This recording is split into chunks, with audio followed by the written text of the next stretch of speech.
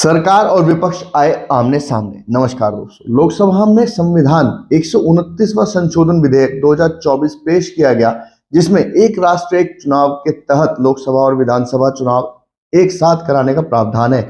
जाने सरकार और विपक्ष ने क्या तर्क दिया। देश में एक राष्ट्र एक चुनाव को लागू करने की दिशा में बड़ा कदम उठाते हुए केंद्रीय कानून मंत्री अर्जुन राम मेघवाल ने मंगलवार को लोकसभा में संविधान का 129वां संशोधन विधेयक 2024 पेश किया। इस विधेयक का उद्देश्य लोकसभा चुनाव के सभी राज्य विधानसभा चुनाव एक साथ कराने की व्यवस्था करना है। कैबिनेट द्वारा हाल ही में इस विधेयक को मंजूरी दिए जाने के बाद इसे संसद में पेश किया गया, लेकिन विपक्ष के तीखे विरोध के बीच यह चर्चा का प्रमुख मुद्दा बन गया। विधेयक का उद्देश्य है एक राष्ट्र एक चुनाव यानी लोकसभा और विधानसभा चुनावों का एक साथ आयोजन देश में चुनावी प्रक्रिया को सरल और व्यवस्थित बनाने की दिशा में एक महत्वपूर्ण कदम माना जा रहा है। सरकार का तर्क है कि लगातार होने वाली चुनावों से न केवल आर्थिक संसाधनों का बोझ बढ़ता है, बल्कि प्रशासनिक कामकाज भी प्रभावित होता है। इस विधेयक से संसाधनों की बचत, बार बार होने वाले चुनावों के कारण खर्च होने वाला संसाधनों में कमी आएगी, प्रशासनिक स्थिरता, पूरे देश में एक साथ चुनाव होने से शासन और नीतिगत निर्णयों में स्थिरता आएगी। वहीं सुरक्षा व्यवस्था का समुचित उपयोग हो सकेगा। चुनावों के दौरान तैनात सुरक्षा बलों और अन्य संसाधनों को बेहतर ढंग से व्यवस्थित किया जा सकेगा। हम आपको बता दें कि जिस तरीके से सरकार ने इस विधेयक के आने के बाद बताया कि किस तरीके से देश के अंदर स्थिरता भी आएगी और आने वाले समय में संसाधनों का उचित उपयोग हो सकेगा। वहीं इस विधेयक में संविधान के कई अनुच्छेदों में संशोधन का प्रस्ताव है, ताकि एक साथ चुनाव कराने का कानूनी ढांचा तैयार किया जा सके। अनुच्छेद 82A, इसके तहत लोकसभा और सभी राज्यों की विधानसभाओं के चुनाव एक साथ कराने का प्रावधान जोड़ा जाएगा। अनुच्छेद 83, संसद के कार्यकाल को लेकर संशोधन किया जाएगा, ताकि लोकसभा का कार्यकाल स्थिर और चुनावी तारीखों समान हो। अनुच्छेद 172 और 327, इन अनुच्छेदों में संशोधन के माध्यम से राज्यों की विधानसभाओं के कार्यकाल को लोकसभा के साथ समन्वयित करने और चुनावी प्रक्रिया का नया नियम बनाने का अधिकार संसद को दिया जाएगा।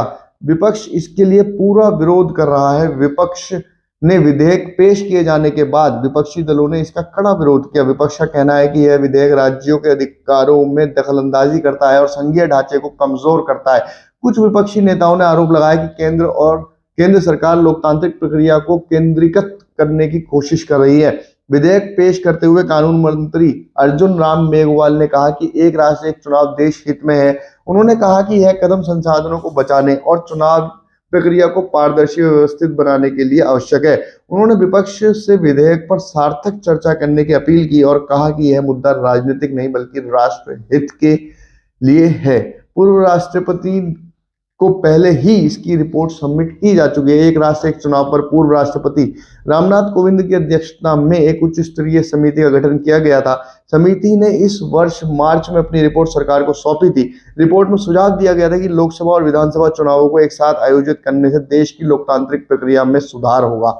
आगे की जो प्रक्रिया होने वाली है, हम आपको बता दें, विधेयक के संसद में पारित होने के बाद यह राज्यों की विधानसभाओं में भी अनुमोदित के लिए भेजा जाएगा। संविधान संशोधन होने के बाद इसे चरणबद्ध तरीके से लागू किया जाएगा। सरकार की योजना के अनुसार 2034 से एक साथ चुनाव कराने की प्रक्रिया शुरू की जा सकती है। एक राष्ट्र एक चुनाव विधेयक पर जहां सरकार इसे आर्थिक और प्रशासनिक सुधार का अहम कदम बता रही है, वहीं विपक्ष इसे संघीय ढांचे पर हमला करार दे रहा है। इस मुद्दे पर संसद में व्यापक बहस होने की संभावना है। आने वाले समय में यह देखना होगा, महत्वपूर्ण होगा कि यह विधेयक कितने समर्थन हासिल कर पाता है और इसके लागू होने से देश की चुनावी प्रक्रिया में कितना बदलाव आ पाता है। Thank you honourable speaker sir.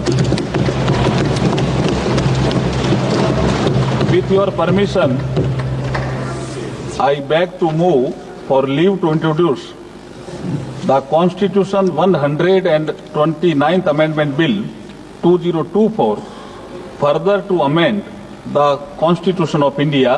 ये आइटम नंबर 18 में है और आइटम नंबर 19 में जैसे आपने कहा honourable speaker sir, with your permission, I wish to move for leave to introduce the Union Territories Laws Amendment Bill 2024, further to amend the Government of Union Territories Act 1963, the Government of National Capital Territory of Delhi Act 1991 and the Jammu and Kashmir Reorganization Act 2019, ये मैं आपकी अनुमति से आपसे leave मांग रहा हूँ। Thank you sir. अगर आपको ये खबर अच्छी लगी हो तो हमारे चैनल को सब्सक्राइब करें, वीडियो को ज़्यादा से ज़्यादा शेयर करें और ऐसी खबरों के लिए हमारे साथ जुड़े रहें। धन्यवाद।